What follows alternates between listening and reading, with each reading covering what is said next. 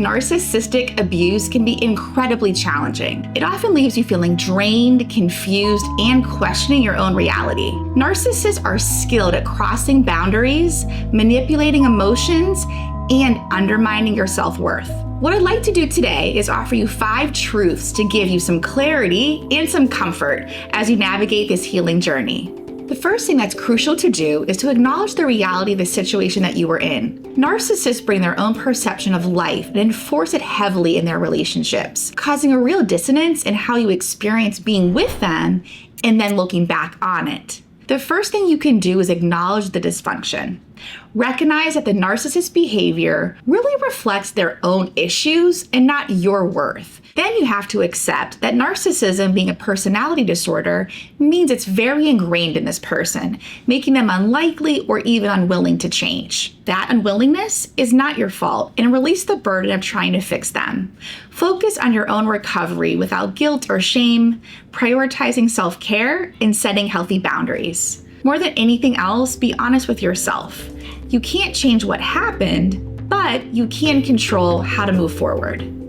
The next truth is that you may never get perfect closure. Narcissists are extremely persistent. They won't stop being who they are, at least not permanently, just because you've cut them off or threatened to. This can leave you feeling unsettled with unresolved issues lingering. The key here is to acknowledge that some things might never be fully resolved. You need to make room for that discomfort.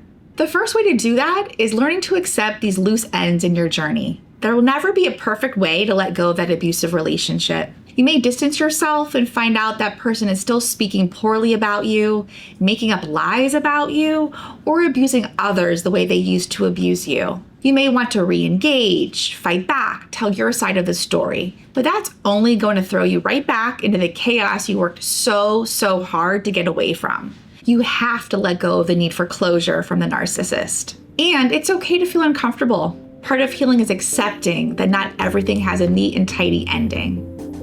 The next truth that we need to get comfortable with is that you'll heal by seeking understanding, not excuses.